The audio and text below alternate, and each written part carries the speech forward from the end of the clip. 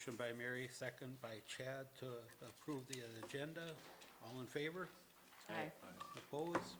Carried. Invocations from Cross Point Church. Good evening. Good evening, City Council. Thank you for the invitation to come pray. Always appreciate that opportunity. So let's bow our heads and pray. Dear Heavenly Father, we honor you as our Creator and our ruler. And Lord, I come before you this evening. One, I pray for these council members. I pray for their wisdom as they make decisions. I pray for their families. Lord, I pray that they would have courage as well to do what is right, even when it's unpopular. Lord, I pray for peace in our community, for restoration of relationships that are broken. Lord, I pray that we would show grace towards one another, that we would seek to do to others as we would like to have done for us. Lord, we also ask that you provide for those in need in our community and that you would use us in ways that we can to be able to meet those needs, to care for others. Lord, may we be a model to others, other communities around about how people should treat one another, love one another, care for one another. And Lord, we pray for your favor upon us as we do so. We pray these things in your name. Amen. Amen. Thank you. Thank you. Next is Pledge of Allegiance. I pledge allegiance to the flag of the United States of America and to the republic for which it stands, one nation, under God, indivisible, with liberty and justice for all. Recognitions of gifts, donations, and community service to the city. Does anybody have anything tonight? All right, we do have a resolution number 15136, resolution accepting a $100 donation from the Modern Woodman of America to the Hutchinson Fire Department.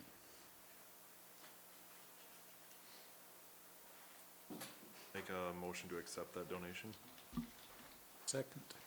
Motion by Chad, second by Steve to accept the donation. All in favor?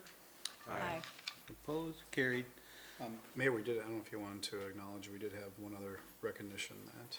Yep, I will do that one now, right before the proclamation Oh, here. sorry. So, Sorry, no, didn't that's- jump ahead. oh, I do forget things, so that, just want to say something about the Welcome Home Vets. It is a organization that brings veterans to the community, finds them jobs, and helps them find a home for them that are just coming out of the service. So, got that from the Welcome Home Vets. Yeah, we were recently designated as a welcome home vet community, so. First one in Minnesota. Is it? Oh, I didn't know that. Yep. So what, we offer assistance to, or Uh, it's just more of a community-wide support, or? Yeah, Dave, you were there with me. It's the organization, they find employment for the vets. But I think we were acknowledged as a community as a whole. Right. Just being College, school, opening and welcoming to being of assistance. financiers, banks, those types of people to help those kids that are coming out to get established in the community and become volunteers in the community and try and make them an asset to the community as well as the community an asset to them. So I think it's a great program. I think they had somebody from a global initiative, entrepreneurship, something, California anyway, but there's things that can happen with that. And Tim Burley, who is the commander for the Legion, has been highly active in that, and I think he's talked to Dolph. I can't imagine who he hasn't probably talked to in the community as far as that part was concerned, but really concerned about the young veterans that are coming out and getting them established in the community, and it looks like Hutchinson could be that community. We hope that's that community anyway, so it's a good deal for them, good deal for us too. So as the city of Hutchinson, Minnesota is hereby recognized as a welcome home veteran qualified community, the first to meet the standard of excellence set forth in their willingness and faithfulness to recognize the value, service to our American veterans in Hutchinson, Minnesota, for assisting vets in their transition back to the loving and dedicated community, and strive to create a community to serve those who have served our country. I'd say it's really. an encouragement to the whole Absolutely. community. So, We do have a proclamation, one book, one community. Whereas the city of Hutchinson believes connecting citizens as individuals in the common purpose is a powerful means of building a stronger community. Whereas the city of Hutchinson believes strong communities create a stable and supportive society. Whereas the city of Hutchinson believes citizens of all ages who feel a sense of belonging tend to lead happier and healthier lives. Whereas the city of Hutchinson recognizes that one book, one community choice of Gary Paulson's Winter Dance expands a sense of community through a wide range of discussion. Now, therefore, I, Gary Forcier, Mayor of Hutchinson, Minnesota, do here proclaim the month of January 2020 as One Book, One Community Month. And we have Mary here to talk about the book. Really, just a quick thank you for helping us support this program. This is the 7th year we've done this, and it continues to be popular. After the holidays, there's that kind of dead period where all your activities kind of come to a screeching halt, and this is a prime opportunity for our community to connect in a different way. And it's a way that people that might not ordinarily can cross paths, and that's what's happened. And you're helping us get this word out and just stress the importance of it. This is a partnership with the Hutchinson Connect Committee. We used to be part of Heart of Hutchinson. That has been disbanded when the merger between Hutchinson Health and Health Partners happened. But we're still having a connection with Hutchinson Health, and they are still supporting this effort. And other people other groups that support it are the Hutchinson Public Library. And then we get support, we get a legacy grant for the last several years from the state of Minnesota under that cultural portion of the funds, and also the Friends of the Hutchinson Public Library give us money for that too. We have two. Well, first of all, Winter Dance, this doesn't tell too much about the book, but the subtitle does, The Fine Madness of Running the Iditarod. And I'll really stress madness because Gary Paulson was a little bit crazy to undertake this. Gary Paulson is mostly known for writing his elementary, middle school books. The one that's most well known, and I know my guys, my sons both loved it, was Hatchet by Gary Paulson. And it's the book as a librarian that when we'd have a boy that would come in that was he had the assignment, he had to read a book, and it's like, I don't want to be doing this, but, and we'd just go to Gary Paulson's book, grab Hatchet, give it to him, and then sure enough, maybe in a month or two, he'd be back. Do you have any more books by this guy? So he was real popular, and this book is a true account of his obsession, I'd call it, to run the Iditarod. It's an over 1,000-mile dog sled race.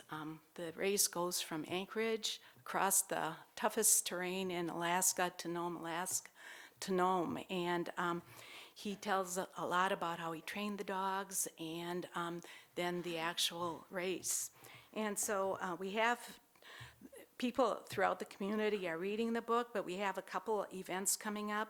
On Sunday, February 23rd, there's a community book discussion out at the museum, and we'll have more information on the paper about that. And then what I'm really excited about is Saturday, April 4th, we have a panel discussion coming. Gary Paulson, a lot of times we'll have the author come for the final event or our big event, but Gary Paulson is in his 80s and he lives in Southwest Arizona, and our budget doesn't quite cover getting him here if he was able to travel, but, We should all go there.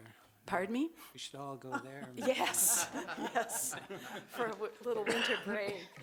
But, what we're having is we found Jamie Nelson is a woman that's raced the Iditarod, and she runs a dog mushing boot camp up north in Togo, Minnesota. So she's coming down, so she'll have the experience of running the race herself, and then also training, helping other racers learn about it.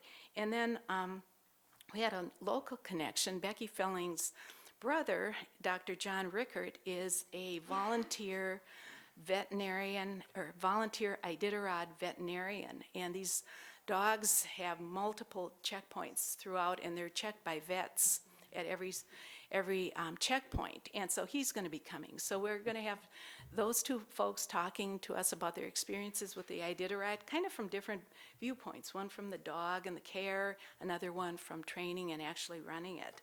So thank you again. I've got a copy of the book, so feel free to share it. We've been finding people really enjoying it. Or if you read it, you'll be thinking, what was he thinking of when he did this? Because he really went into it inexperienced with bad information, but man, was he determined. So thank you. Mary? Thank you.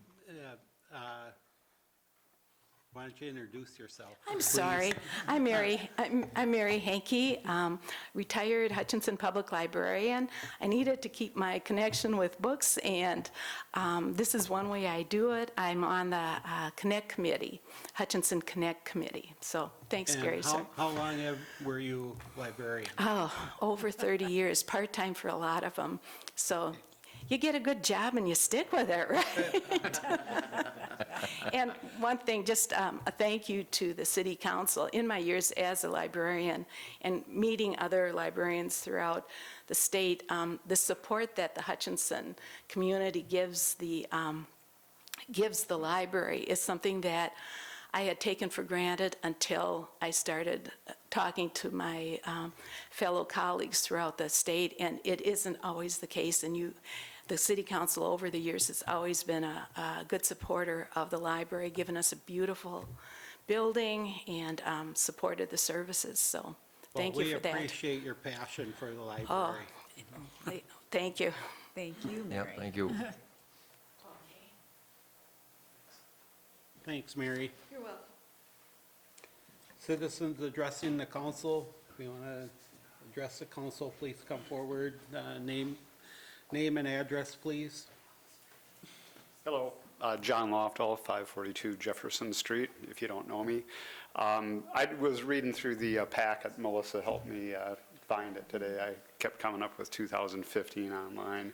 And just on your, the legislative portion of it, what we want the legislature to look at, I noticed that you dropped the Tobacco 21 thing, and I'm sure that everybody is aware that federally, the tobacco sale age has been raised to 21 nationwide. So I didn't see it on the agenda, any discussion about what the city is going to do to enforce that.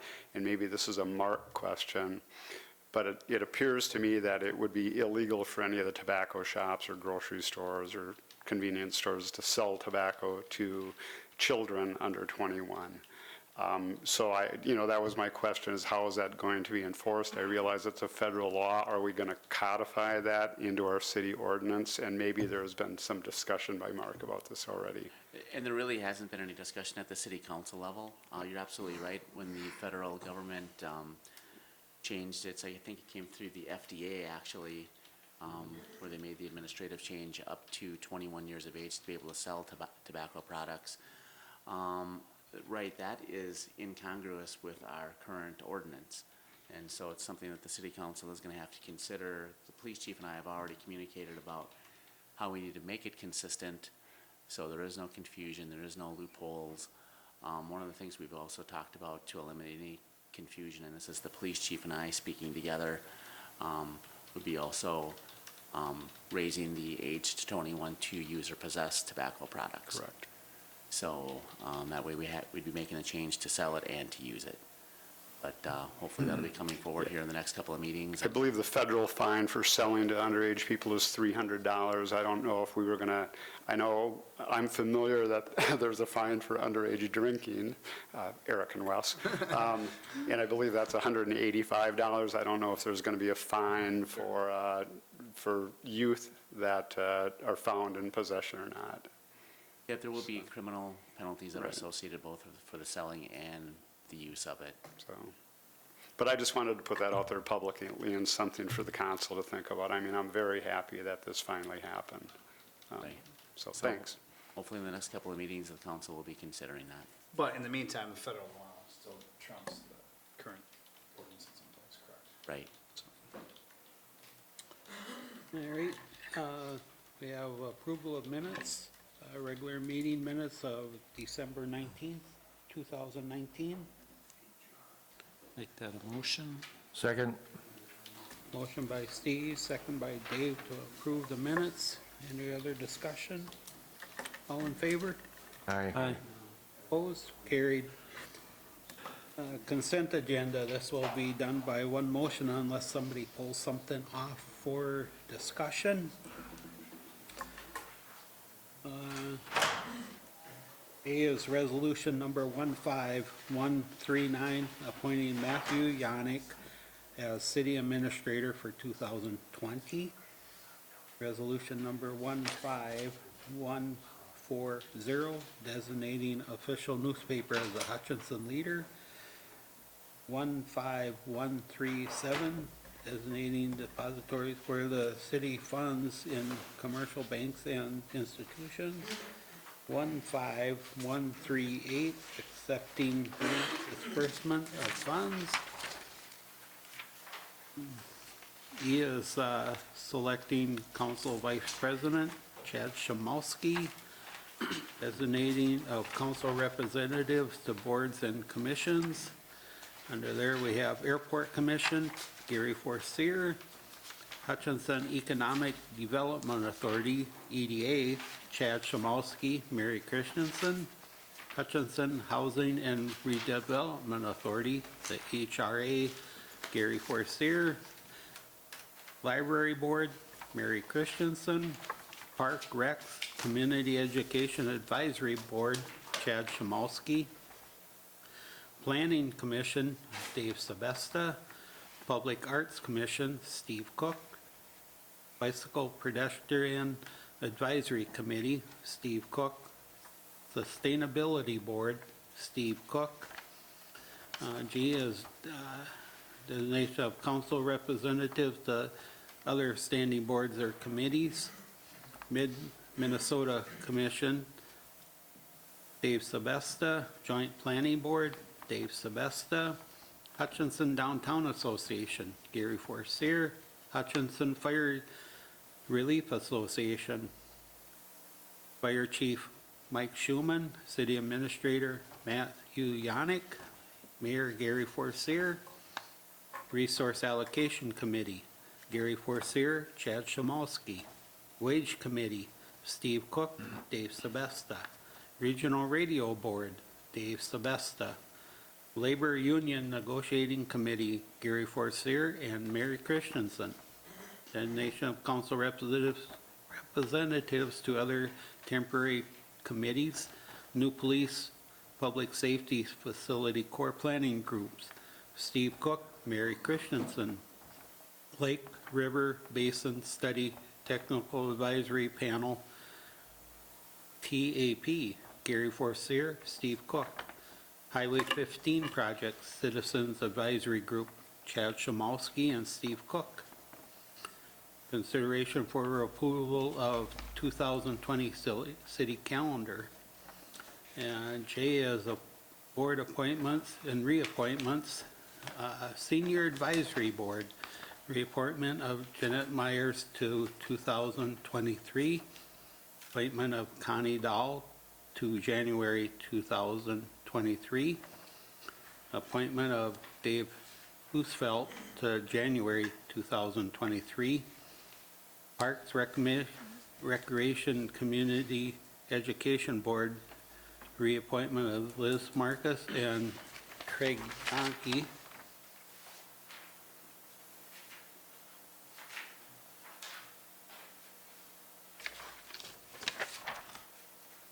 Got too many pages here, Matt. To 2022 Bicycle Pedestrian Committee, reappointment of John Hasslinger to August of 2021, reappointment of Mark Anneman to 2022, reappointment of Sarah Terrell to August 2022.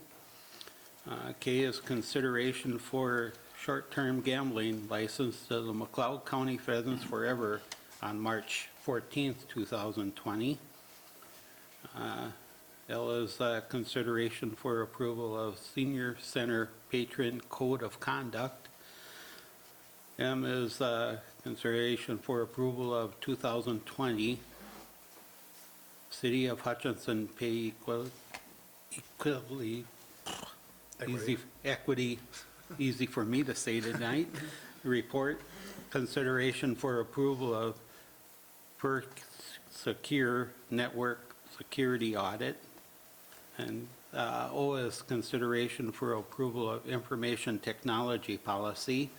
And P is claims and appropriations and contract payments, register A.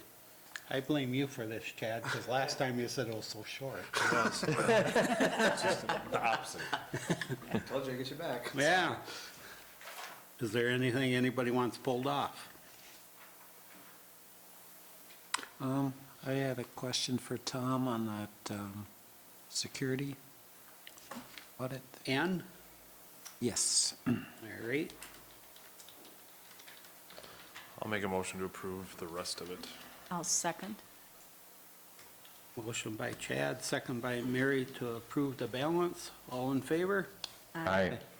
Opposed? Carried. Tom? Steve? So, I guess this is that addition or makes up a large part of the increase in the licensing That is correct. part of the budget for Yep. us? Yeah. So it'll be there for 3 years and then it'll drop off again. Yeah, and that's what I was wondering, what happens after 3 years if this was an ongoing, So what happens And is so- everything is reviewed in that 36 months. Okay. And because there's so much to it, it does take the 36 months. Okay. Moving forward, we then have a new program that we will be able to carry forward for at least 10 years before we have to do another audit like this. okay. All right, that's all I had.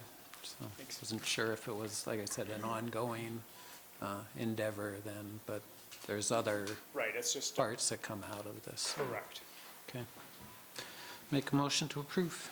Second. Motion by Steve, second by Dave to approve. All in favor? Aye. Aye. Opposed? Carried. One other question I had with that, are we connected to the county at all? I know there's connections to other things that get talked about in here and, So, yes and no. I okay, mean, we have two separate networks, but yet we also have a connection with the police department to the county. okay. So our dispatch is connected to the county system. So this will kind of look at that a little bit then? All of too? that is reviewed. Yeah. Yep. Okay, Yep. thanks again. Thanks, Tom. Approval of consent agenda 2, claims appropriation contract payments, register B. I have a check for my company on there, and so does Chad, so, Which is on the other three. So, yep, pressure's on the other 3. I'll make a motion to approve that, excluding you two. What do you think? Squeeze them a little? Squeeze them a little? Okay. Did you second it? Not yet. Second it. Mine's just a signed grant, so it's no big deal. Motion by Mary, second by Dave to approve register B with Chad and myself abstaining. All in favor? Aye. Opposed? Carried. Snuck that one by, didn't we? We do not have a public hearing. Communication requests and petitions. We have Candace here to give us our Liquor Hutch annual report.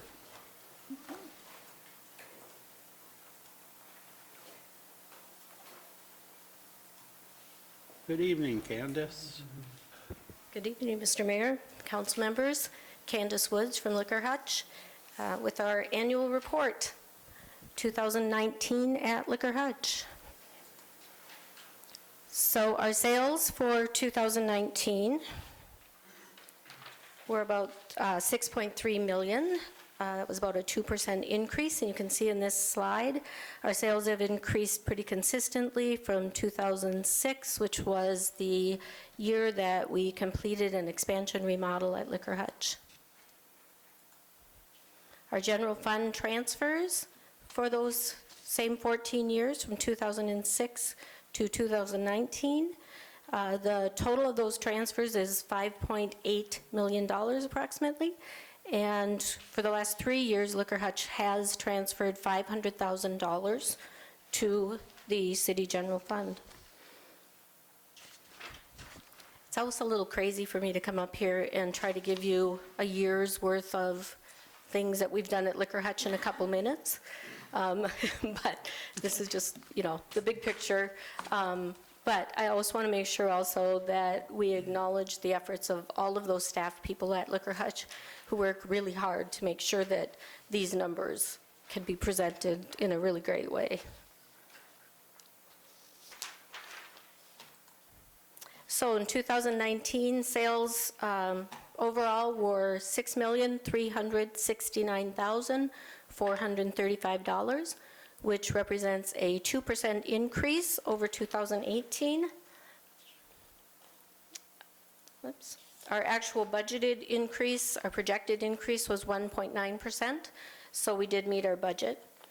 Of those sales, liquor increased 3.2%, beer increased 2.6%, and wine actually decreased by 2%. Wine is following kind of a national trend. If you read any of the industry magazines or websites, you'll see that wine is nationwide decreasing in sales. Candace? Yes. Excuse me, where does the seltzer fall in there? Seltzer falls into the beer category. In the beer cat, And okay. what we have seen nationwide is that especially millennials, the newest of age drinking demographic, is not all that interested in wine. They're interested in the seltzer category. They're interested in spirits, cocktails, that kind of thing. So we're pretty much on trend with what's happening across the nation. Our customer accounts increased slightly. Our average sale per customer increased. Our gross profit margin actually decreased 1%. This is also a product of that switch in the demographics and the purchasing, what they're purchasing. So because those seltzer products are in the beer category, the gross profits on beer are not as high as the gross profits on wine. So we've seen a little switch there. Worked really hard to make sure that we would meet our goal of 25% gross profit margin, and we squeaked by. But took a lot of consideration, a lot of marketing and merchandising to make sure that we were going to meet that gross profit margin along with what was happening in those categories. So some trends, as I was saying, the beer sales gained market share in 2019, and we've seen increases in alternative items such as low-cal, low-carb, low-alcohol, and seltzer items. I wanted to, during this part of the presentation, also talk about 3.2% beer products. So there's a lot of media, a lot of attention being paid to the fact that 3.2% beer is going away. So I just wanted to clarify a little bit for everybody. 3.2% products are not going away. We actually have more than ever in the store because of this market trend. The millennials are looking for things that are different. They like the seltzers. There's a health-conscious market trend out there that is looking for low-cal, low-carb, low alcohol. There's a big trend toward low alcohol, which is a good thing, you know. Those products, though, many of them are in the store right now, are less than 3.2% alcohol. So the way that this is going to work overall, cities and counties are the ones who issue those licenses for 3.2 establishments, and you can continue to issue those licenses. You might want to look at language a little bit, because I haven't read it. I'm not exactly sure what the language says. But the beer wholesalers in the state have already made efforts. They're moving toward some kind of labeling system so that even though the brewers on a national level would stop labeling beer as 3.2%, the local distributors throughout the state would put some kind of labeling on their packaging so that, you know, those things can still be delivered. There won't be confusion about what the alcohol strength is. You issue the license for 3.2. They make sure they deliver things that are 3.2 or below, and there really is no big issue. The issue has been created throughout the media, really as a result of legislative lobbying. The people in the state who would like to see what I like to call alcohol everywhere are using this to kind of stir the pot and make it seem as though because these small convenience stores and grocery stores can't sell 3.2, they're not going to be able to sustain their business, and we should allow them to have strong beer. So it's really kind of smoke and mirrors by the lobbying efforts. There's really no reason that you cannot issue a 3.2 license. I appreciate the clarification, because I know we've had a couple establishments who have called us with that concern about, you know, what are they supposed to do with the 3.2 license? And as we know, right now, we don't really have any control over that. The legislature has stated that 3.2 law. But they've said that, you know, well, all these manufacturers are getting away from it. And so it's nice to hear some of that clarification. Like I said, we should maybe double check some of our language to see what that states, but Right. It's good to hear that that's not necessarily the case, because I said, right now, we don't really have an answer if that would happen, because it's dictated by the legislature for us. Right, and the trend is definitely toward lower alcohol products. So they can't really say that 3.2 is going away. Maybe the labeling by the brewers will go away, but the products are still there. Won't the alcohol content still have to be labeled on the cans themselves, or? No, it would not. That's why the beer wholesalers are looking at a way to label the product before it would be delivered, so that it can be confirmed to be 3.2% or less. Or we can confirm in the liquor store, though, as I said, we have many products in the liquor store right now that are less than 3.2%, because everybody's looking for that low-carb, low-calorie product, and the way to get that is to lower the alcohol content. So because that's a big trend, I don't see that changing. So what other state besides Minnesota, I know most of them don't have? We're the only state that's. We're the only state. We're the only state? We're the only state at this point. But that's not to say that all the other states aren't selling products below Right. 3.2. Yeah. Yeah. So it truly, we get a lot of questions about it in the store. And it's truly more about media focus and lobbying focus than it is about what's actually happening. It's just confusing, I think, It's to very everybody. confusing, and I think it leads us all to say, well, why don't we sell strong beer in the grocery store? Right. You know, which is the goal. All right. So what do, say a convenience store, you know, what options they should be working with their distributors in? Correct. Okay. There are many options. And I think, you know, I know at least one of the calls I've had, you know, this might get into some of this more, I don't know. What they're being told from their distributors is that, well, there's only 3.2 beer. Right. So that's just. And the truth is, there's no beer that's labeled 3.2 on the can. Well, there is still in this state, but eventually there will not be. You know, it is something that's going to happen. Yeah. And actually, most beer isn't much above 3.2. No, it's, well, Oh. I wouldn't say most. I wouldn't say most. The craft beers get pretty high. Yeah, Just beg to the argue. craft beers are consistently higher. But, Not that I partake. Absolutely. all right. As I was saying before, wine sales nationwide are down as consumers switch to other categories. And one of the things that we're dealing with on a pretty consistent basis is that our hourly wage is maybe not as competitive as it should be for part-time employees. So we need to review that and kind of look at the competition around the community and the area. Some of the promotions that we have ongoing that have been very successful for us. Last year we started the loyalty program. We currently have 4,569 members.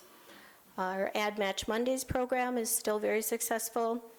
We do a 15% off craft and import beer on Thursdays.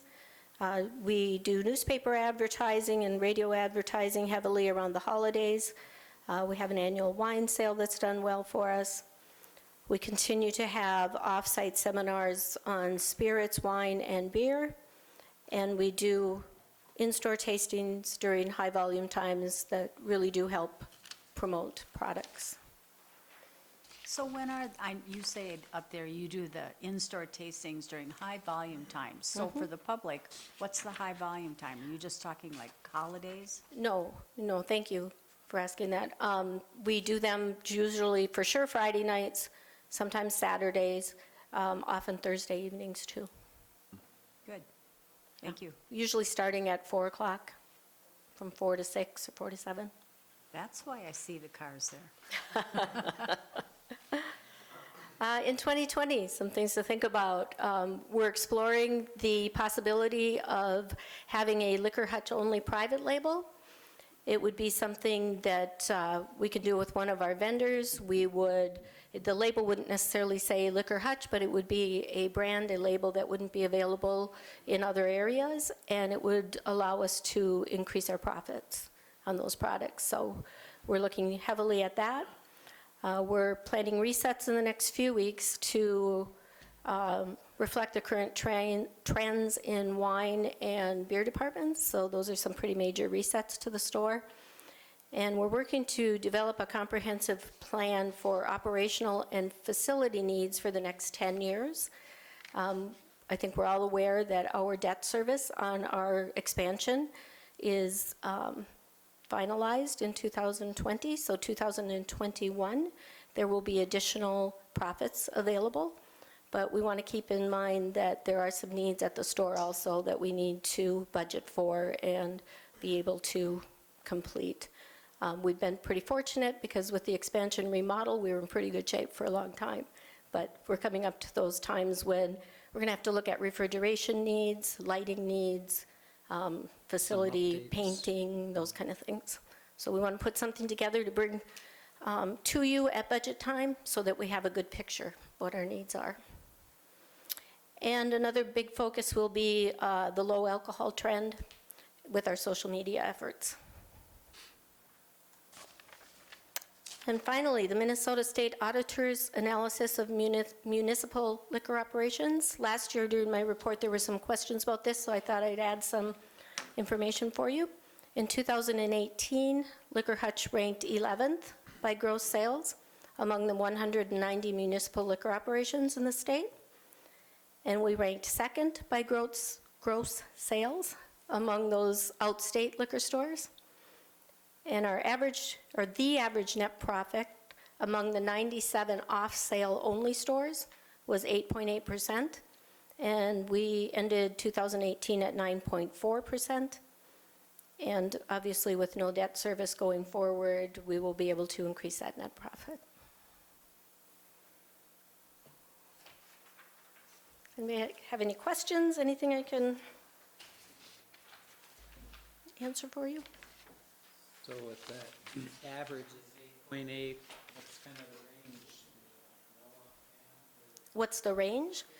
It's really, the state auditor's report can be really difficult. So I think the range in 2018 went from Lakeville. They have 4 municipal liquor stores in Lakeville. They're geographically, they're on each corner. It's kind of a square community, and they're on each corner, so they're capturing their own community plus outside. Very smart, very well-run operation. They actually reported a 17.6% net profit, but part of that was because they sold a piece of property that they've owned for 20-some years. And So the margin was high on that land. so, you know, because part of your net profit is other income, and that comes under other income. So it went from 17.6 all the way down to like a 4% loss in net profit. I try to compare Liquor Hutch with those stores that are about the same volume, you know? And again, it can vary. It depends. There's a lot of accounting procedure that goes into that state auditor's report. And if you look at the gross profits, some of the cities will consider freight, the freight that expense that it costs to get the product to the store, and credit card expense. They'll take those things and consider them as part of your gross profit. And others do not. Those are considered as expenses and fall to your net profit. So sometimes those numbers don't jive. You know, it's not apples to apples, but it does give us a good picture of where we stand kind of overall. And then it's important that we understand what's going into our own net profit and gross profit numbers, that we understand the picture here. Anything else for Candace? No, just a big thank you. Congratulations. Thank you. Thanks, Candace. Thank you. Thanks for your guys' work over there. Efforts for legislatively? Yes, we definitely need efforts on behalf of the council. I know that is one of the legislative priorities. We have talked about the, we used to call it wine and grocery, but now it's convenience stores, grocery stores, and the efforts on the opposition side have been for beer, wine, and spirits in, you know, all venues. So as I said, I like to call it alcohol everywhere. Not a great thing for communities, certainly would affect the profits that we can move forward. So yes, we need all of your efforts. Anytime you see anyone that you can talk to about the fact that the city of Hutchinson opposes alcohol everywhere, that's what I call. We want to make sure that we're communicating that. There's many lobbying efforts going on by people throughout the liquor industry. The Minnesota Municipal Beverage Association, which is an association of all the municipal liquor stores, and the Minnesota Licensed Beverage Association, which is privately held licenses throughout the state. We're lobbying very hard against this effort. But I will say this, when I joined the liquor industry in 1992, a long time ago, this was a huge issue. It was a huge issue. We were fighting very hard to maintain exclusive liquor sales in this state, not have it end up in grocery stores and everywhere. So this has been a long battle. Never seems to go away, but they seem to be gaining momentum also. So we in need states where efforts. there is alcohol everywhere, like say Wisconsin, are municipal liquor stores a very big deal then, or? They don't have municipal liquor They stores. don't at all? No. Sure. They do not. And Candace, I know one of the things, I think it's easy for the public to hear that and say, well, the city just wants to maintain its monopoly, but there's really safety aspects of why we're a Absolutely. huge supporter of that. So, Absolutely. Public safety aspects are very, very important. Youth access, very important. If you're going to put alcohol into grocery stores, we all know we have to staff a store ourselves. We understand the staffing needs. We understand people under the age of 21 stocking shelves and, brings up a whole new aspect. So it is not just financial, for sure. Anything else for Candace? Thank you. Thank you. Review of draft Truck Highway 15 Main Street reconstruction project cooperative construction agreement and associated cost-sharing approach. Kent? Good evening. Here we go. Bring up some other information here quickly.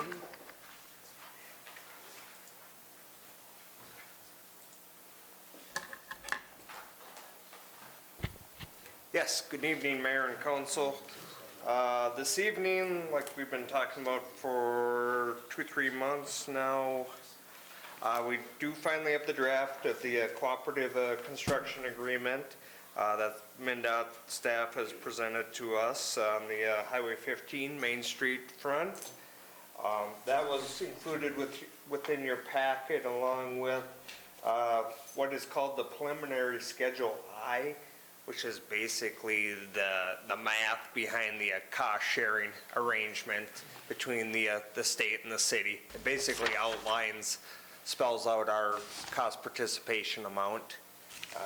In essence, arrives at the amount that the city will be due to pay the state prior to the project being awarded after the bid opening on February 28th. And then also in front of you, so we're all on the same page, I handed out 2 documents that have taken shape in the last few days, late last week, and a letter actually I just sent out earlier this afternoon with respect to comments on the agreement and the preliminary Schedule I. That's the highlighted email. And then the letter on city letterhead is actually with respect to the state aid, us utilizing municipal state aid funds within this project. Unfortunately, at this point, MnDOT's communicated that isn't an option. As I spell out in this letter, I believe that's a little short-sighted on their front, so wanted to put something formally in writing explaining why I believe it should still be an option. And I think it's more of a administrative decision that needs to happen on their end. It's not so much a plan presentation issue that was alluded to. I apologize. I didn't include their letter that was sent to me in late December, but they basically spelled out it's too late in the game for that to be considered because the plans needed to reference a state aid number. I believe that's just a presentation issue. The project wouldn't have been designed any differently. In my mind, it wouldn't be bid any differently from a contractor's viewpoint. The question I ask, and I believe the answer is yes, the wage scales that would apply would be the same since there's federal dollars on MnDOT's front in this project. So the federal wage scales trump the state wage scales. So with that, that's all the information. I'll go back to the beginning here. We'll start with the agreement document.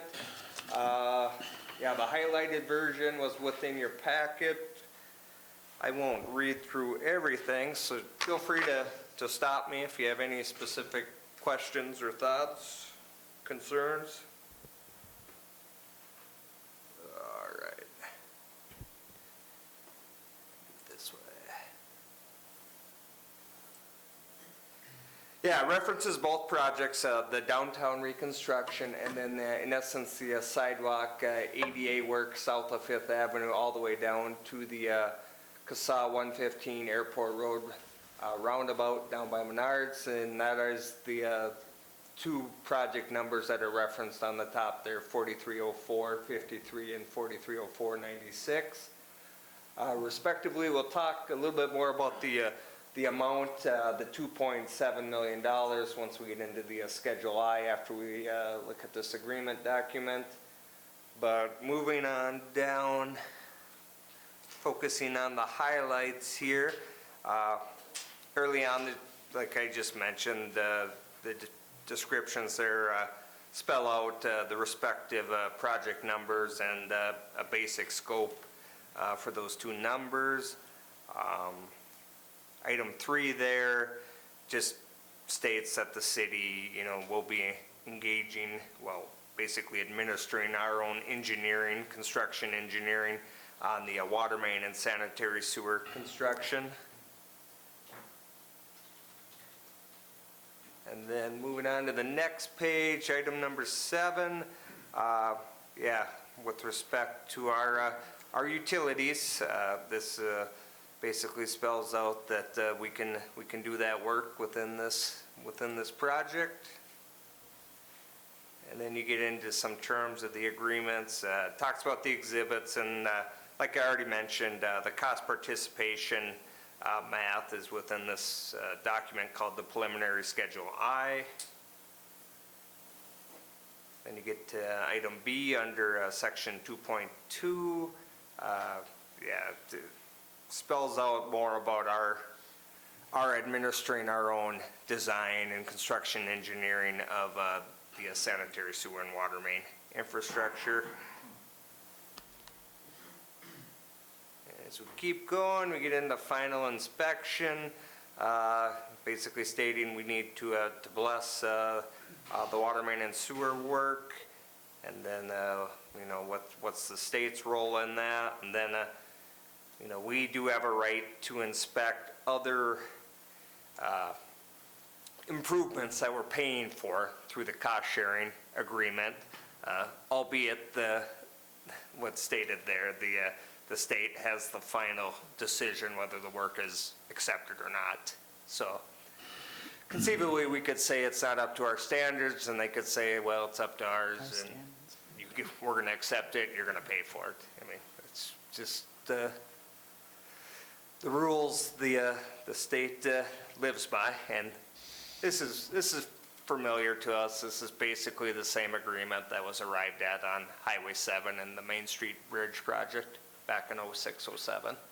Very similar document.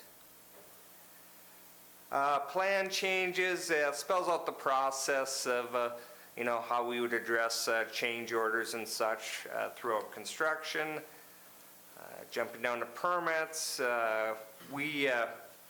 this states that we need to apply for a MnDOT right-of-way permit, which I don't believe it's in one of my comments on that email, but I don't believe that's the case since it's a state-administered project and it's gone through their review and comment process. You know, everybody at the district has seen what we're going to be doing, central office and such. I don't know why we would need to acquire a permit from them, and that's contrary to what was earlier communicated to me, that permit wouldn't be necessary.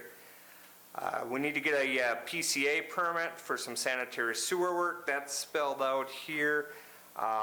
We also need to get a Department of Health permit for the water main system work.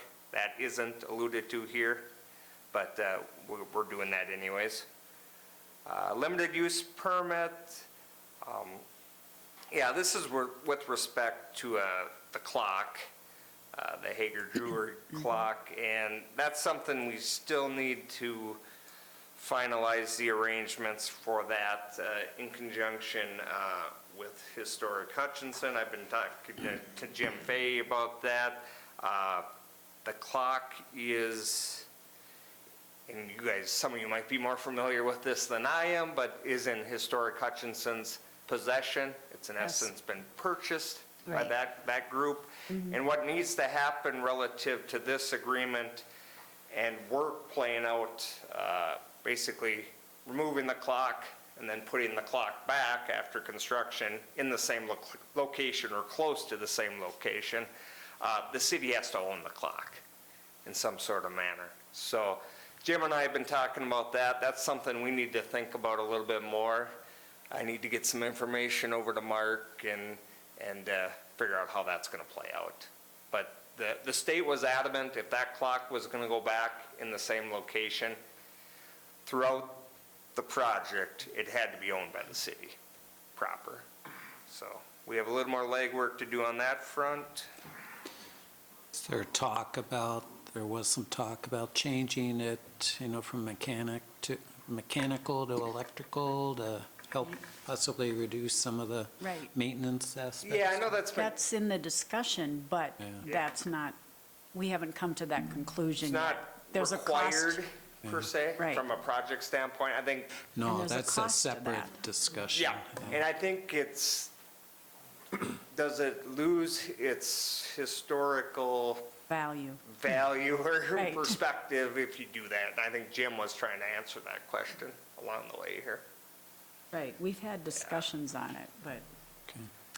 nothing is finalized whether we're going to make it one that you don't have to wind every week, Yeah. or you do lose a lot if you take away the way it is now. You know, but it is labor intensive to maintain that clock the way it is now. Exactly. It's not only winding it, it's oiling it and maintaining the internal components of it, obviously, yeah. Right, and as Mark will tell you at the jewelry store, if that clock is 1 minute off, his phone is ringing.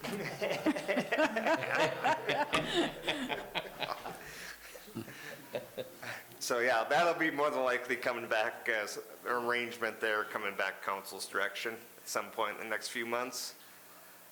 Maintenance by the city, like I said, this is pretty much word for word what's in our Highway 7 agreement. So we do the routine maintenance on the storm sewer system. MnDOT owns the storm sewer system within state right-of-way. We maintain it, which basically implies, removal of sediment, debris, vegetation, making sure grates and catch basins are open and functioning. So they pay for the replacement and Yep. construction? And that, Yeah. the last, I guess, phrase here, informing the district maintenance engineer of any needed repairs. So if there's repairs, they address them. We can pay for them. And we basically maintain it and monitor it. Municipal utilities, yeah, obviously those are on the city's dime. Sidewalk, yep, sidewalk in its entirety, we are charged with maintaining it.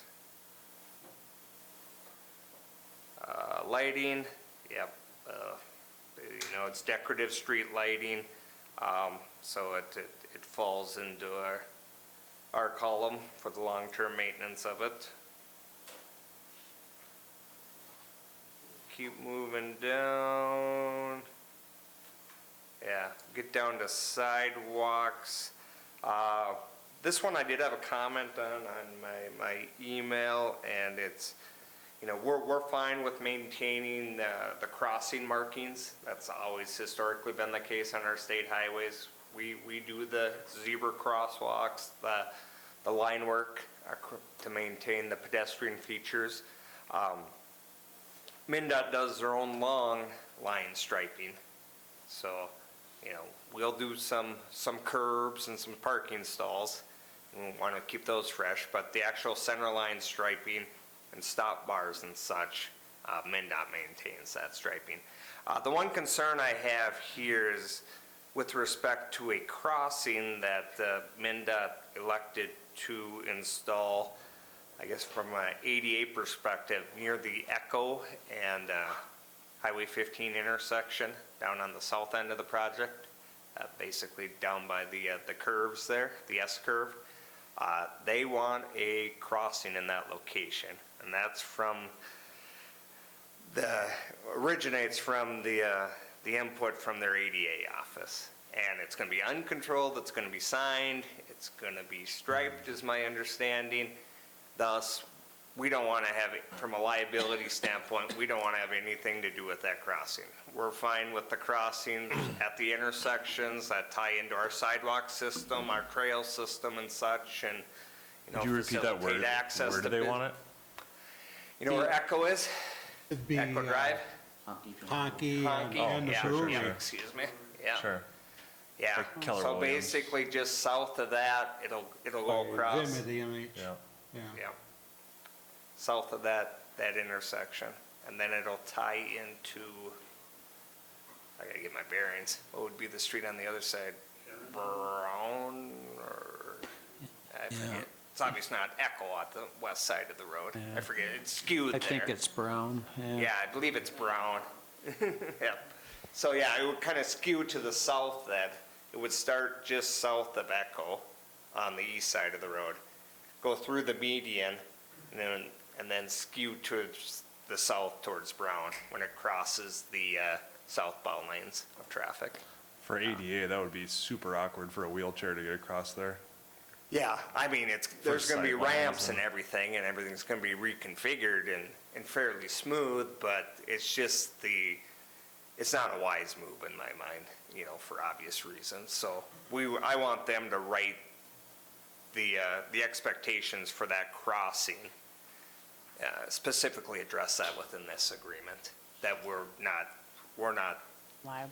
on the hook to maintain or touch anything with respect to that crossing. Thus, if something were to happen, my hope would be then our liability is nil with respect to it. And that it can't be just read into this phrase that says median crossings. And people like Mark, you know, then say, city, weren't you to maintain this and operate this? So, well, Well, people are always making weird movements off that service road, and I mean, everybody's trying to race each other there. I mean, that's just it's a bad intersection across Trust the me, board. and I've been very vocal that it's a bad idea. District staff has actually been vocal to their own internal people that it's a bad idea, but I guess ADA, central office, ADA office won out in the end, so. Can we have a couple of the DOT guys go out there and try to cross there? Yeah, exactly. Yeah, If they can make it across. We were then- having conversations about it. That's exactly what I said, Gary. Yeah, go try and do that right now, just in some fashion, Hey, some the manner. sight Yeah. lines there are horrible. Exactly, yeah, and see how safe you feel.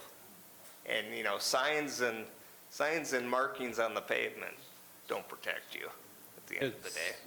It's hard enough to come off Echo and go south there. Oh, yeah, just to make a With a turning. vehicle. Make a turning movement, yeah. Couldn't imagine trying to walk across there. Yep. So I just want to write that out of or specifically address that within this agreement. So it's not in any manner our responsibility. Moving on, city's responsibility, power, to everything out there, and that's always been the case.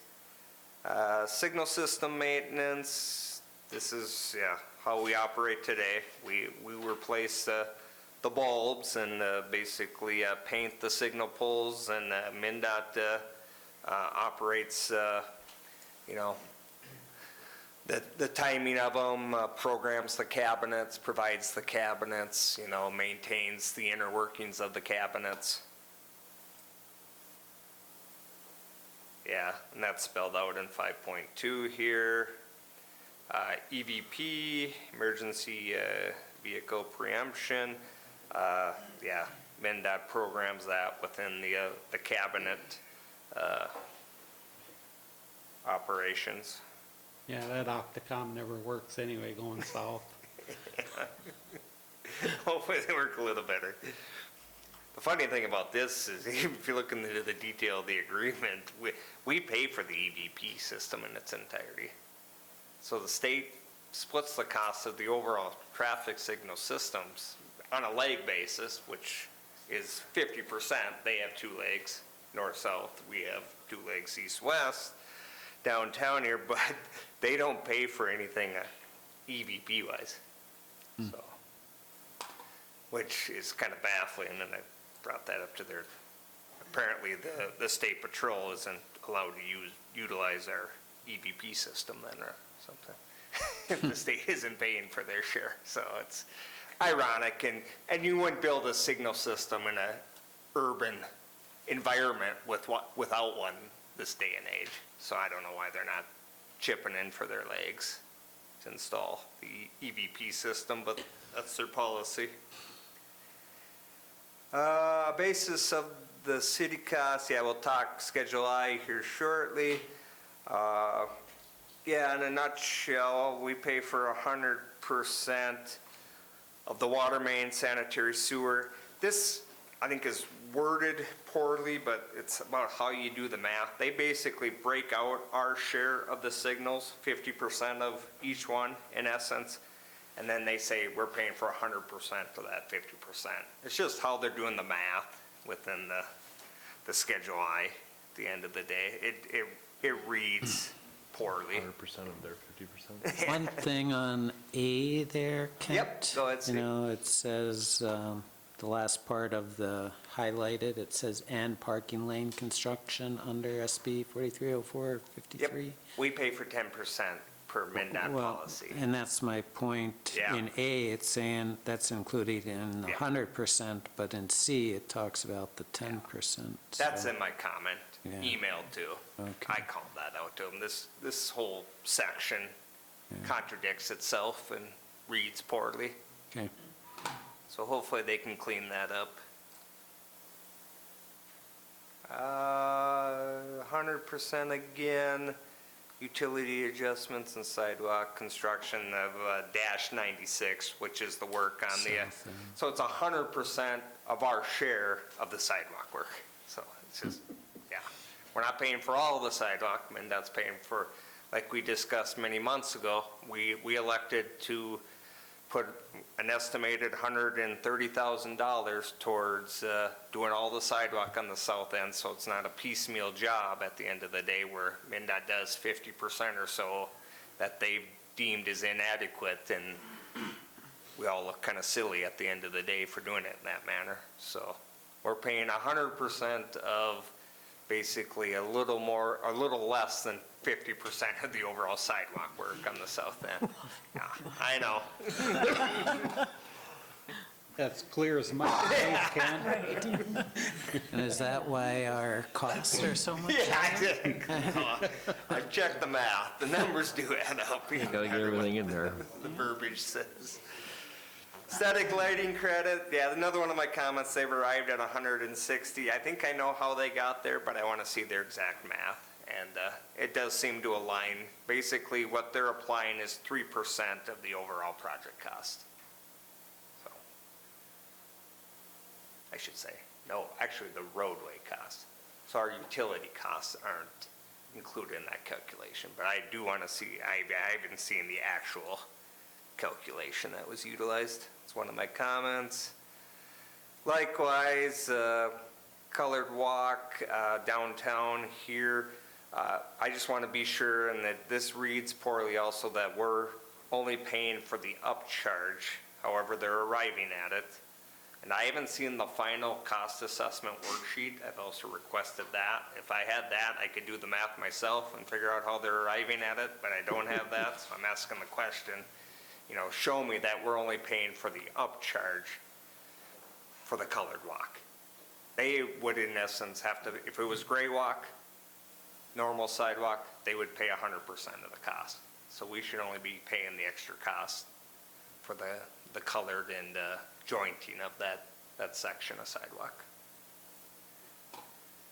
Construction engineering, yeah, this is per MnDOT policy. It's been these percentages for many years.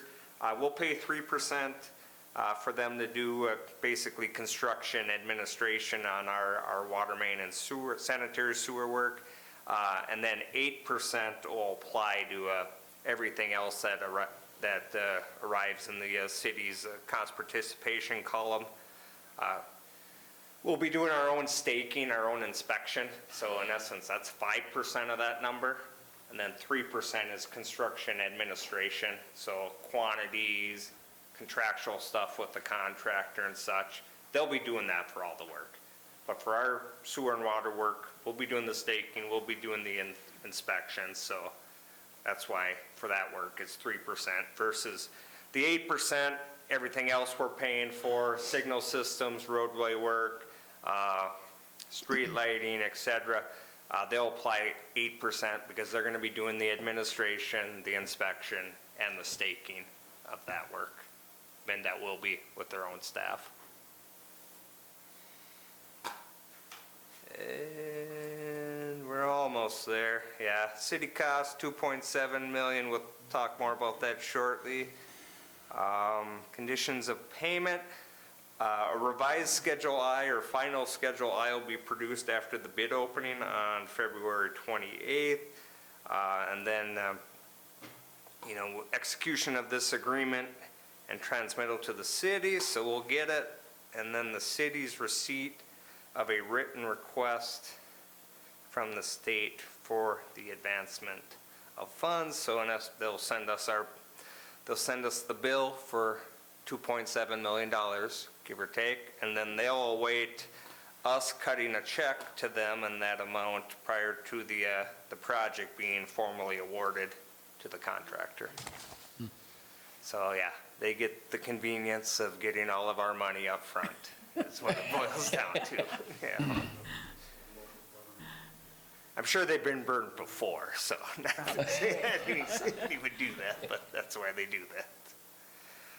Final payment, yeah, there'll be a final, well, they call that the final schedule, when the actual quantities are arrived at based on the work as it progresses.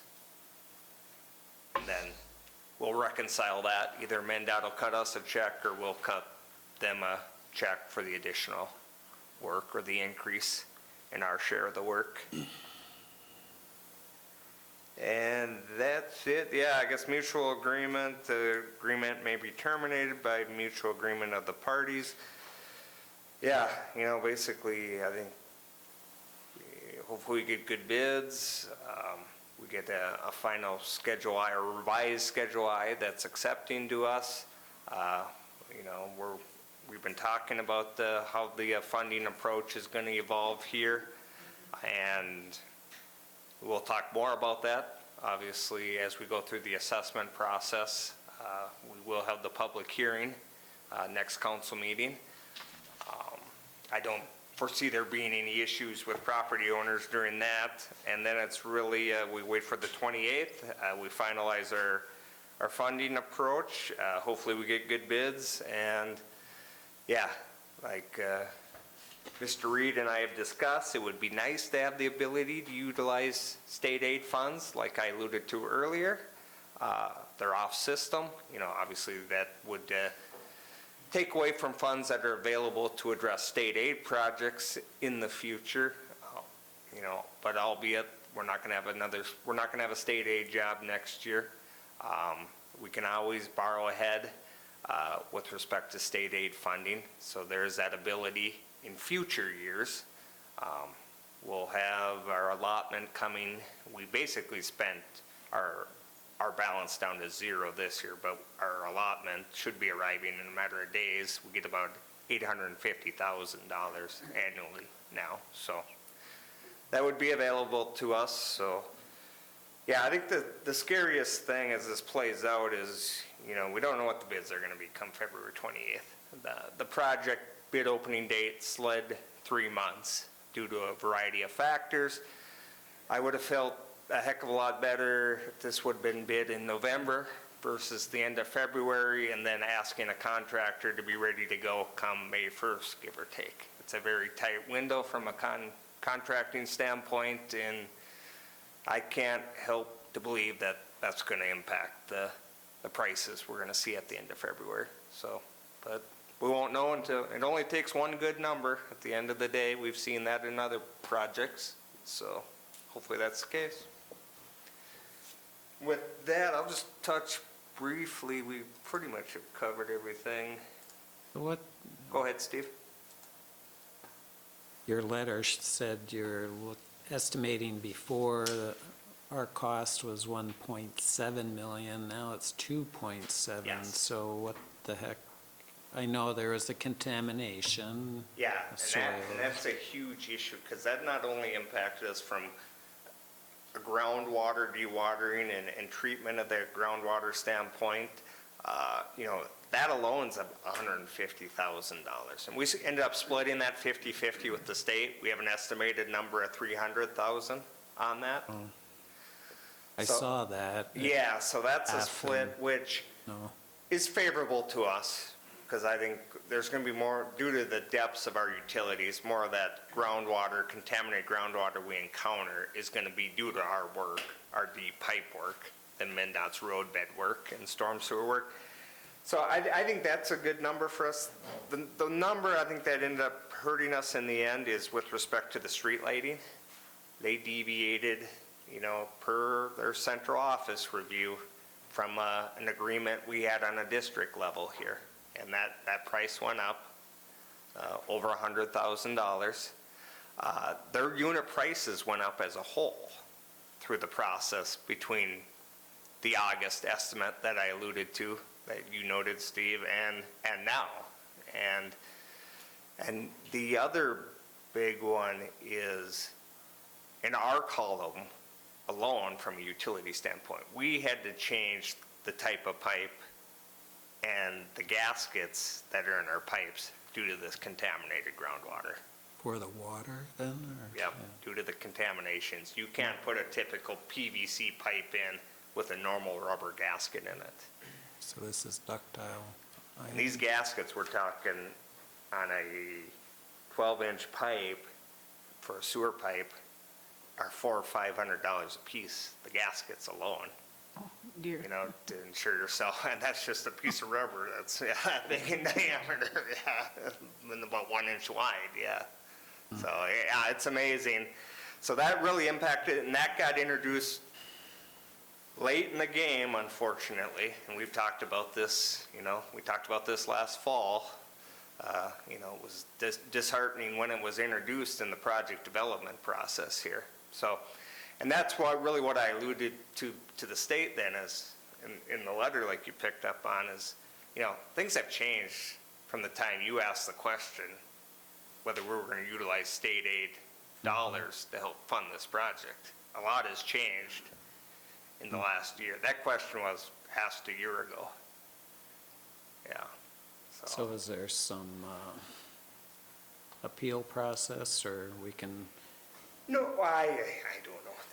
I don't think there's any formal appeal process. I mean, there's people that could be spoken to that I know, but I want to really give them a chance to take what I've stated in consideration here, and just don't default from a plan presentation standpoint. Yeah, it would have been nice if we were going to use state aid dollars to follow all the rules, and you reference all the numbers, but that's just, a contractor isn't going to bid it any differently. We talked about the state laws about trying to work fairly with cities. This would be a perfect example of doing that. And Exactly. like you said, it doesn't change anything. I don't believe it changes anything. Unless they come back with something, and I believe I'm right on the wage scale front, that federal wage scales will trump. So even if we have state aid dollars on the city's front going into this project, it wouldn't arrive at the project being bid any differently by the contractor. Yes, like I was saying, this is the preliminary Schedule I. This spells out all the math that we just alluded to as we worked through the agreement. Quickly, 430453, this is the downtown reconstruction work. We talk about the parking lanes, 10% of the cost, that's MnDOT's policy, it's not too much, 25,000. Signal systems, 50% of the 3 signal systems arrives at 368,000. State furnished materials, these are our half of the signal cabinets, which MnDOT provides outside of the contract. So those cabinets run basically 30 grand a piece.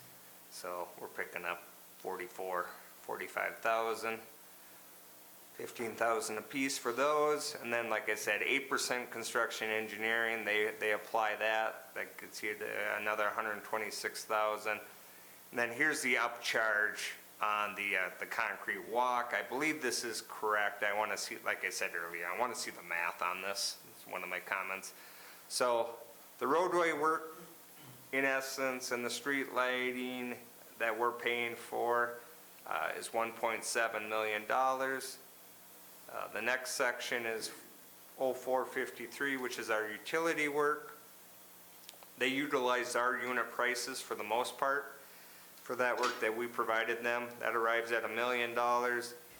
Like I said, only 3% is being applied to that for construction engineering, so we'll just owe MnDOT $30,000 for that work. So you tally that up, it's just over $1 million for the utility work, and then this is the south sidewalk ADA project. Like I said earlier, we're basically in $130,000 to do that sidewalk the right way on the south end. And then this is, they assigned our aesthetic allowance both to the colored concrete sidewalk and then to the lighting system to get it up to that $160,000 total amount. Take that off of the three numbers above here, you get to the $2.748 million. And then the other sheets are just the detail that just shows all the quantities that are being assigned to the city, along with the estimated unit price and the total costs amount. Yeah, that's behind what's on the front page. You mentioned the street lighting, and, you know, we're trying to be prudent by reusing our existing poles and just getting them cleaned up and repainted. I mean, if this was a normal project, how much would MnDOT pay for lighting replacement? Yeah, and that's one of my comments. Steve, I want to see the math on that. It's been alluded to during meetings. They have a lighting engineer, and this, yeah, it's pretty vague, but basically they have a maximum spacing for an urban environment based on the speed limit, the width of the road. They space their number of poles. And I asked this question kind of tongue-in-cheek, are using, you know, old wood poles with, you know, old style Cobra heads on it? Well, you know, nobody knew because the lighting person that did the math wasn't sitting there. So, you know, basically I was told that their system would, a standard MnDOT system, just to simply light the road and meet their standards, I think was $180,000. So right now, there's like 80%, so Yeah, they're heck, it's supposedly paying 20% of the It's lighting? even less than that. Yeah, I'm thinking of the allowance. No, I think it was, it's some silly, yeah, it's $100,000. It's even less than $100,000 if you do the math there, yeah. Yeah. That's one of my comments. I want to see that math, the parameters that arrived at that, because I've been talking all along. The city made a significant investment back in '05 in the poles that are out there, like you just alluded to. MnDOT didn't pay for a cent of those poles in '05. You know, the removal of the old poles, the installation of the new poles, that investment as a whole back then, and we received pretty favorable pricing back at that time, was just over $400,000.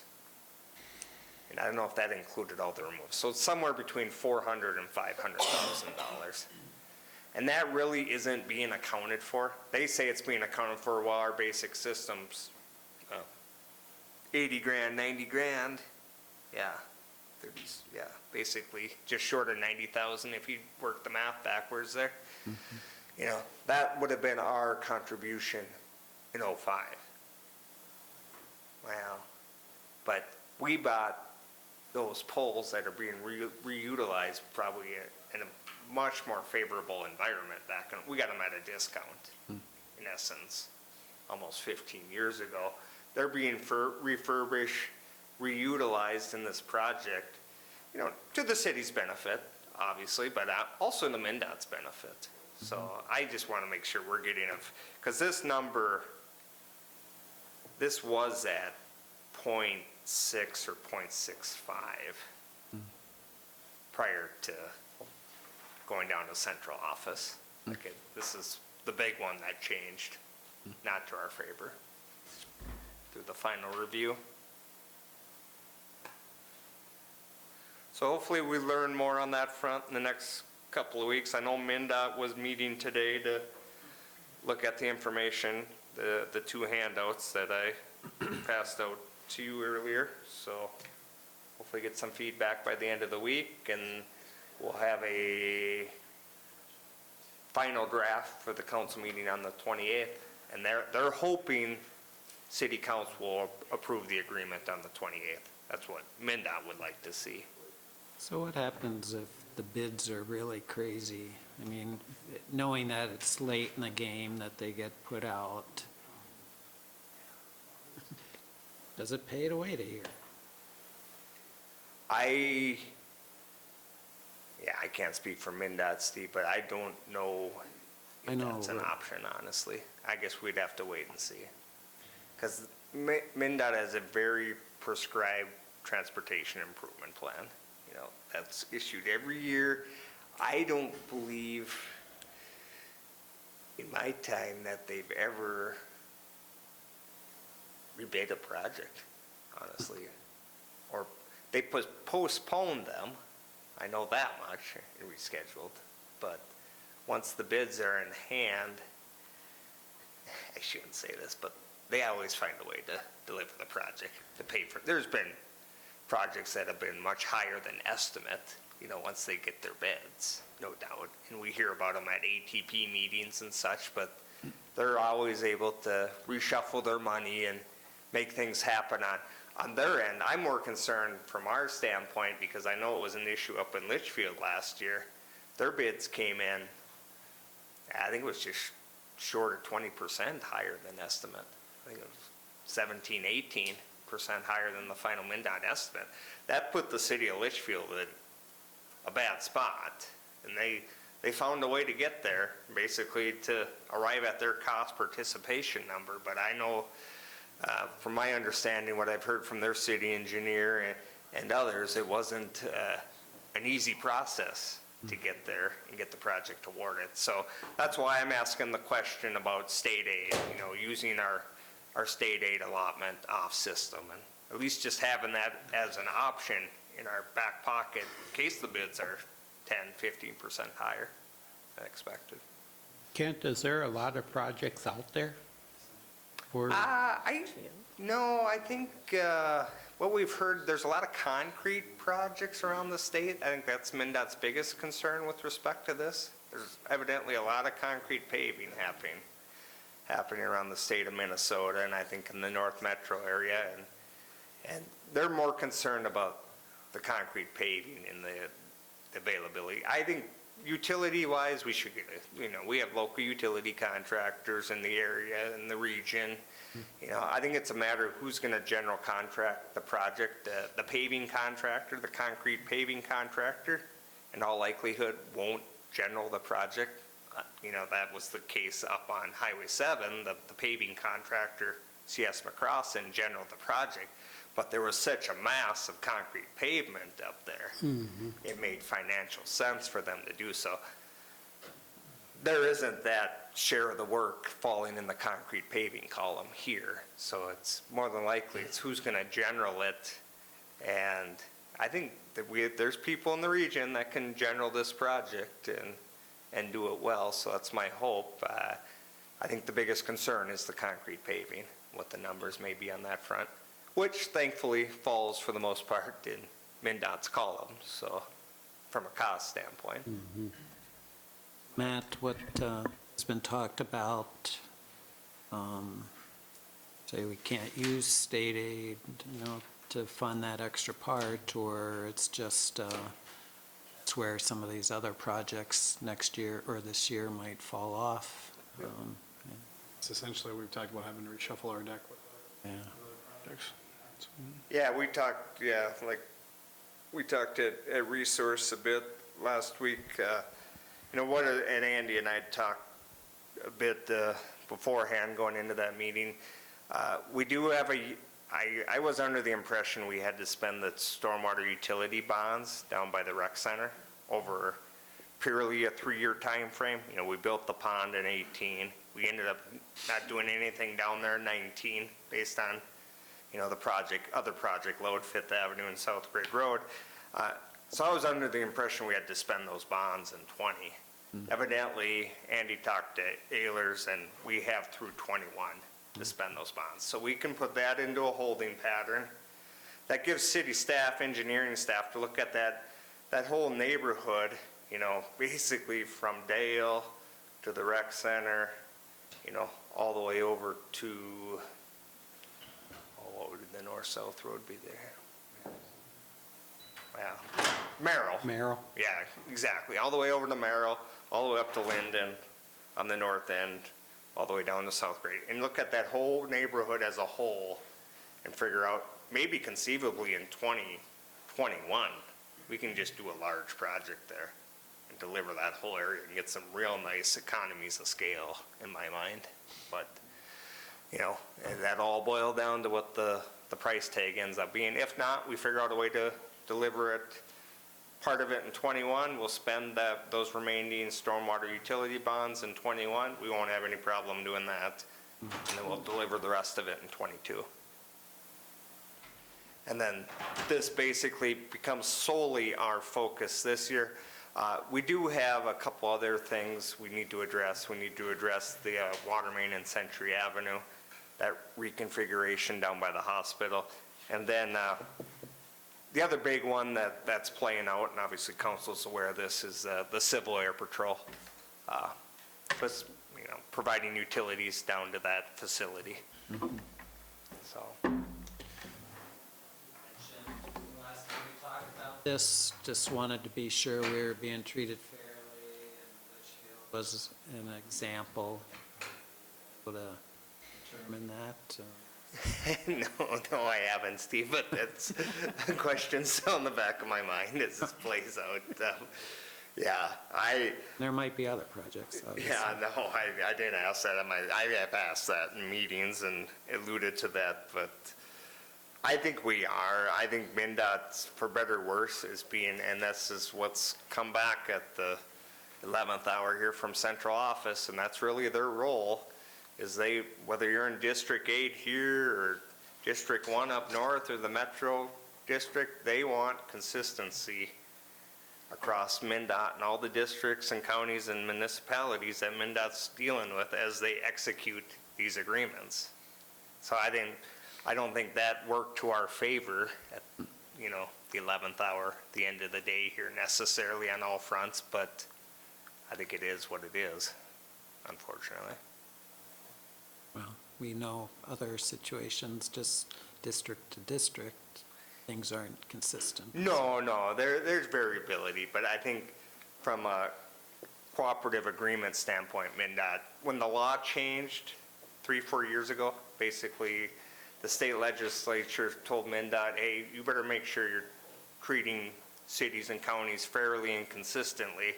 So they changed their cooperative agreement, cost participation policy, you know, did a bunch of classes on it and outreach to city and county staff and MnDOT's own staff. And now it's, you know, I think at the end of the day, it took the flexibility away from the districts to deal with the counties and the cities more independently, you know, project to project. You know, I think what MnDOT basically said at the end of the day was, well, cities, counties, watch what you asked for, and now we got what we asked for, you know. Yeah, unless there's any other questions, like I said, we'll bring it back, hopefully a slightly revised version at the 28th.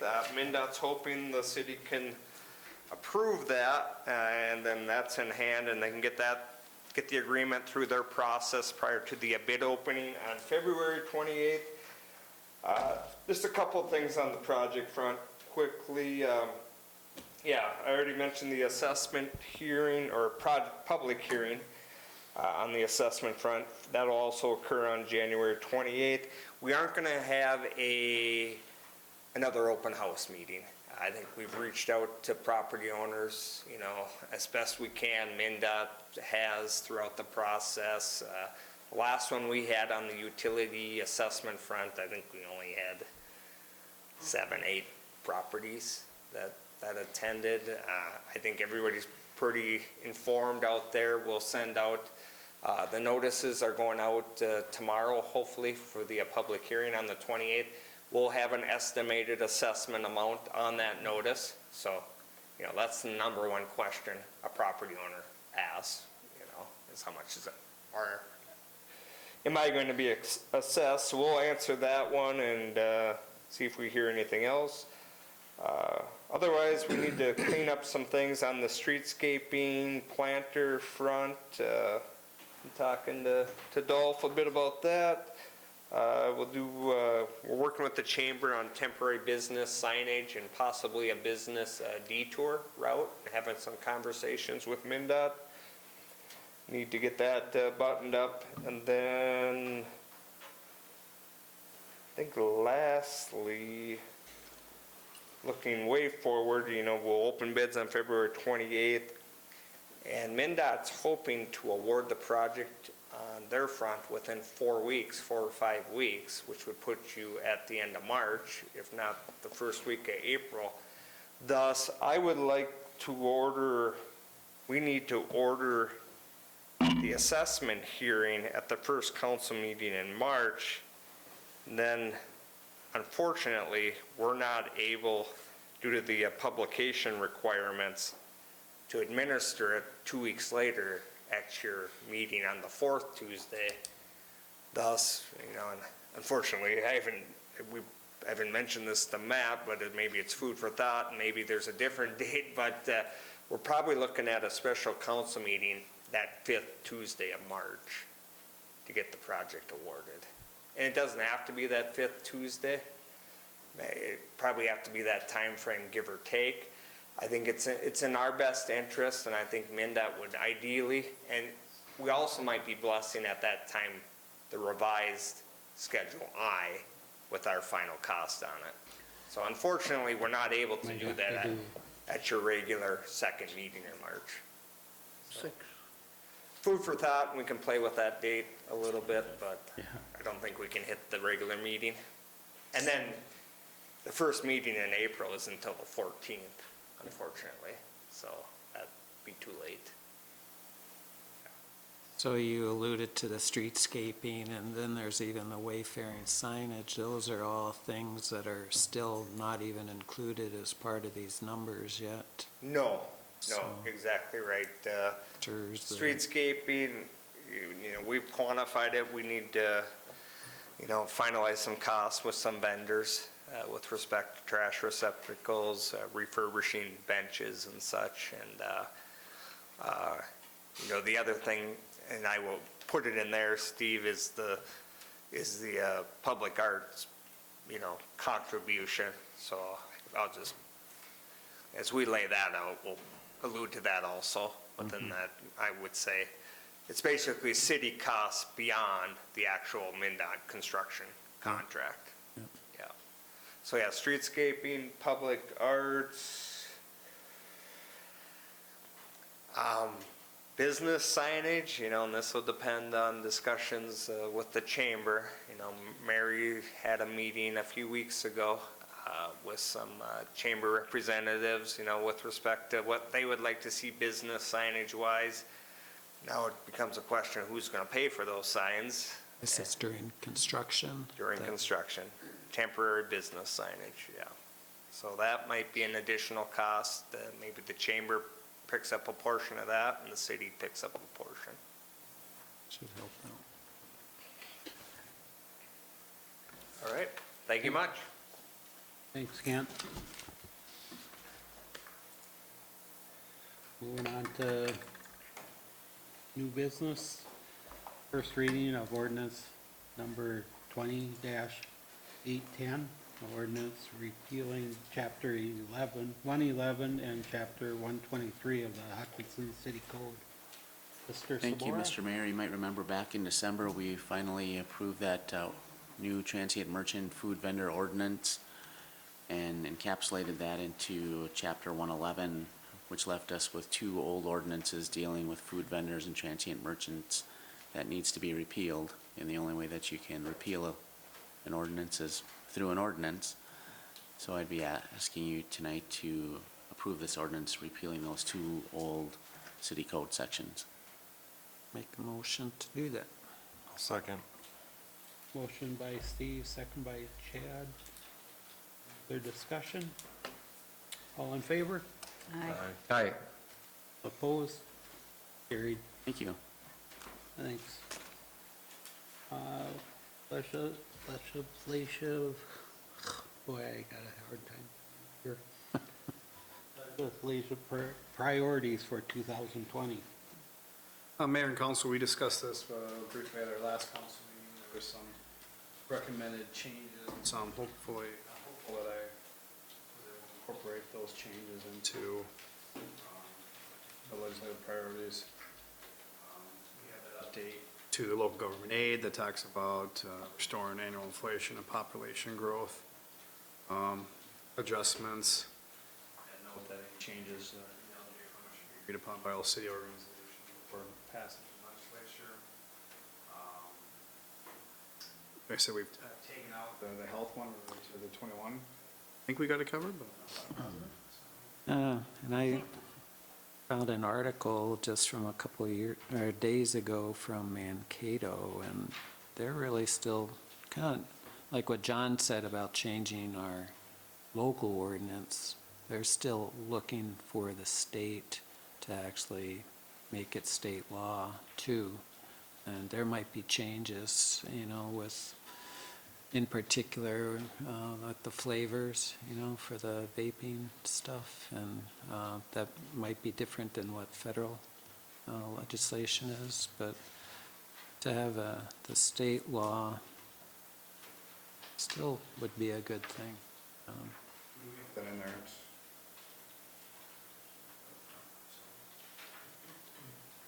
So it sounds like there's still some confusion amongst some of the providers and merchants.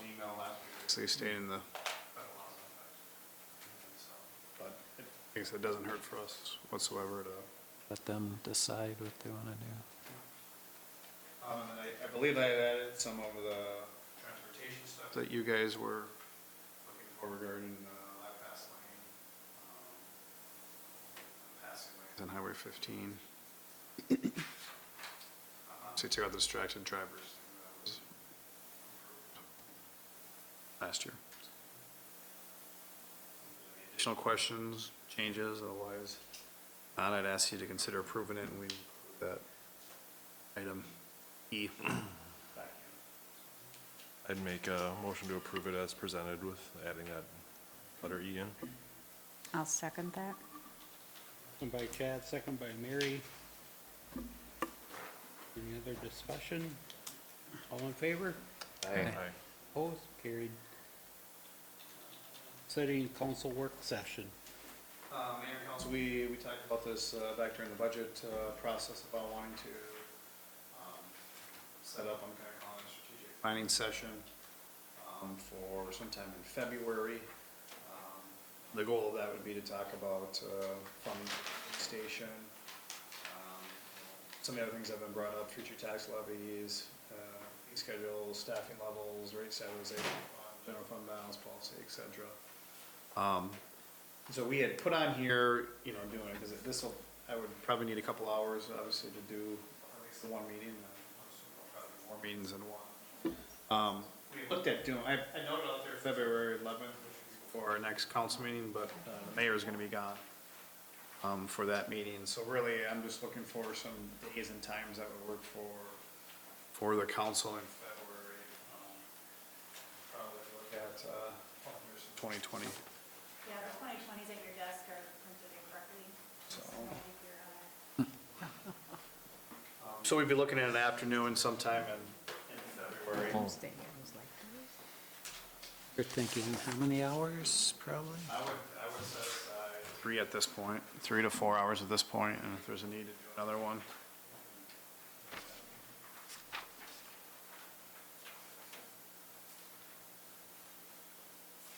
Yeah, I'm not sure if that whole week is out for you, or?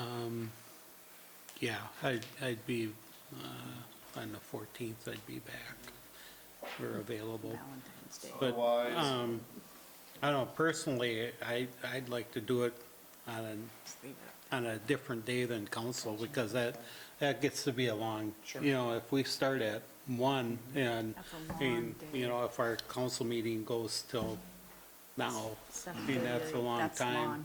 I would throw out 18th, 19th, 20th then?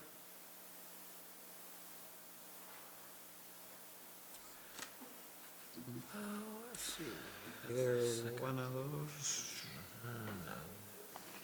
I would prefer the 18th. I'm okay with the 18th. I'm not. Dave's not. Planning Commission, probably, right? Well, planning commission's usually on Wednesday, Tuesday, Wednesday, yeah, so. The 18th is. But that's usually at 5:30, so it's not a big deal. So are you okay with 18th? No, because that's Lions meeting, so I'm not. We What else it did the you say, 18th, Matt? we The started 19th or 20th, otherwise we're looking at March. If we did it the 18th, we'd have to start it earlier, so Dave could make planning Oh, commission. yeah, if you're gonna go where- 3 hours and start in the afternoon, that would be all right, that's fine. The 18th is fine, if that's okay with everyone We else. could do a 1 to 4 or a 2 to, How early? Said 1 to 4. Yeah, well, we 1 don't to start. 4 or 2 to 5, whatever. Yeah. I mean, I Meetings don't prefer start 1 to till 4, I 7. guess, Why but don't I we would do prefer 2 to 5. 18th is 5, it good. doesn't really 2 to matter. 5, Yeah. 18th is good. Yeah. 18th? 18th is good. Yep. 2 to I'm 5. good with 18th that. consensus? 3 to 5 is good. 2 to 5? No, 2 no, to no. 5? It'd be No, no. 2 to 5. Huh? 2 to 5, that's 2 what to I said. 5? You said Is 2 okay Can't with you, win. Chad? What? 2 okay with you? Yeah, I'll make it work. Like I said, and, you know, to me, this is a first step, and if we have to look at doing it, that's fine. We agree. All right, Make December that a 8 or motion. February 18th from 2 to 5. all right. Make that a motion. Second it. Motion by Steve, second by Dave to set that workshop for the 18th, 2 to 5. Any other discussion? All in favor? Aye. Opposed? Carried. And then I guess I would just ask the council, you got some certain discussion items you'd like to see. That initial one, I'll try to have an agenda together, try to get that out at the end of the month, on what we're planning on touching on. If we miss anything, just let us know. All right. We have minutes, reports from committees and boards or commissions. We have Hutchinson Economic Development Authority Board minutes from October 23rd, 2019. Hutch Housing Redevelopment Authority Board minutes from November 19th, 2019. Hutchinson Utility Board minutes from November 27th, 2019. Sidewalk snow removal reports for December 19th, 2019. There we go. Kent, what do you have tonight? One thing, talking to Mr. Olson earlier today, obviously we had a nuisance snowfall here just a day or so ago. Sounds like we're having another one tonight, more so on Friday into Saturday, possibly Be a Sunday. real nuisance. Yeah, depending on who you listen. Yeah, who you listen to. Thus, talking to John, we're not going to do a full downtown snow removal until sometime after this weekend. So really doesn't make any sense to call people in and administer that operation, you know, overnight and then just do it again come Sunday or Monday. So I don't think we're gonna see a whole lot tonight, it sounds like, but yeah, gonna be probably maybe a whole lot later on this week. So just giving people a heads up. Yeah, sidewalks might be a little greasy out there and there'll be some snow on the curb lines, I imagine. That's it. Mark? Nothing else tonight. All right. Mary? Nothing? Dave? Happy New Year. Steve? Just one thing, you know, with this smoking deal, again, from this article, and it just an example why doing it, updating our local ordinance is important. But at that meeting, senior director with the American Lung Association was present, and he said it would just help clear up confusion caused by the quick passage of the federal law if state and local laws were consistent. And it would also ensure compliance, better ensure compliance, and allow for more local enforcement, because without that, you might have to file a complaint with the FDA. It's a federal law, and if we don't have one locally, and so, as they say here, hardly an efficient way to settle such matter, and statewide, it kind of Sounds the same exactly thing. what Chief Giverson was talking about. Okay. It's for ease of enforcement and make sure everyone knows what's expected of them, and that's why he thinks it needs to be done. consistent, so. I did attend the Litchfield meeting with Mayor Fry.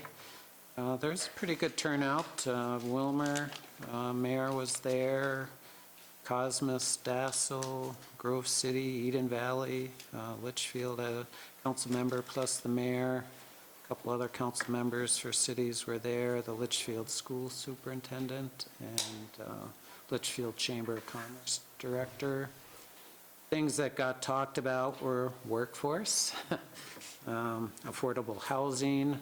I had mentioned, that, we've been building a lot of apartments and, but single-family homes are just out of reach for a lot of people, first-time home buyers that we had gotten quotes from contractors like $250,000. And so, and other people talked about that. Litchfield, for example, the Bobcat expansion is going to be another 200 jobs, and sure, people are going to be traveling to meet those or take those jobs, but locally they've got issues with that, as well as some of the other communities.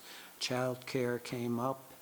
The bonding bill was talked about, and local option sales taxes came up. Wilmer is actually on their third one now. So they're using that in part for stormwater work, plus some recreational things. But as you know, during the last legislative session, they've put a few more hoops into the whole process that we would have to jump through to get authorization for that. And Representative Erdahl expressed his thinking that there should just be a framework provided, and then if the local government or voters approve it, then that should be good enough. They shouldn't have to come back to the legislature. So, and then LGA was mentioned as well. So I thought it was good, good to connect with elected official Mayor Fry from the Metro. It seems like people try to pit greater Minnesota against the Metro, and it's just a way for people to connect and understand we all have some of the same issues. So from that, I thought it was good. I appreciated Mayor Fry from coming out and Representative Erdahl for sponsoring it. Two other things, charging stations. I think Hutch Utilities was talking about adding some. Can we? Actually brought it up in our last meeting. Okay. So they're still planning to. Yeah, I think they're still exploring. I know they had originally were talking with the downtown project, I don't know if that's still in the works, but that's, I think they've something identified their strategic plan of needing to be ahead of the curve on. I think, well, it's, if you read the paper a bit, it's really the availability of those Volkswagen settlement dollars. They had designated those dollars for specific corridors, 7, 15, 22 weren't those corridors. It was 212 and 12 to the north of us, so, and then, the interstate system, obviously, but, hopefully, and there was an article in the Tribune a few weeks ago that they're going to be looking at that system again and expanding that. So hopefully one of our highways shows up on that system, and then the city becomes eligible for those Volkswagen settlement dollars. But I also think just strategically, the Dutch utilities have identified that and more the strategic planning of needing to look at doing something, so. All right, and then the last thing was just with the census coming up.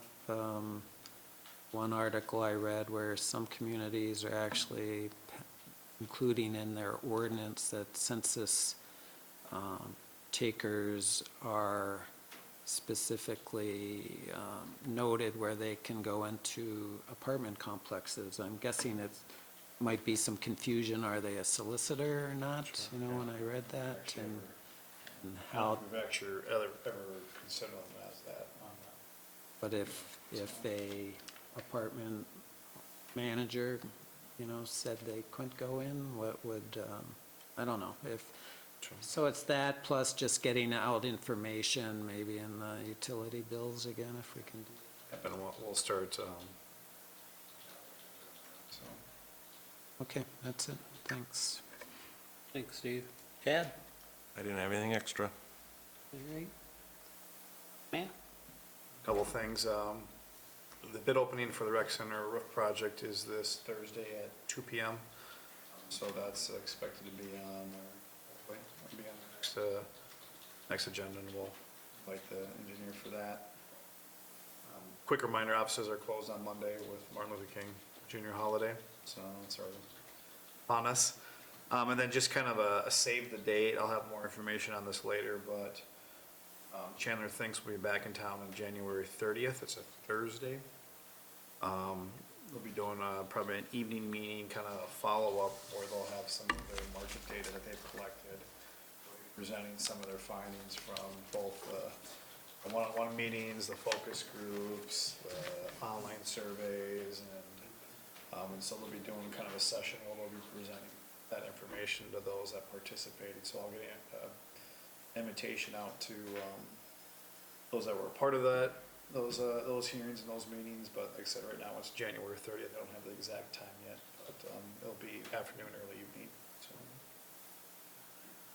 that's it. That's from me. I have nothing. Motion to adjourn? Second. Motion by Steve, second by Chad to adjourn. All in favor? Aye. Opposed? Carried.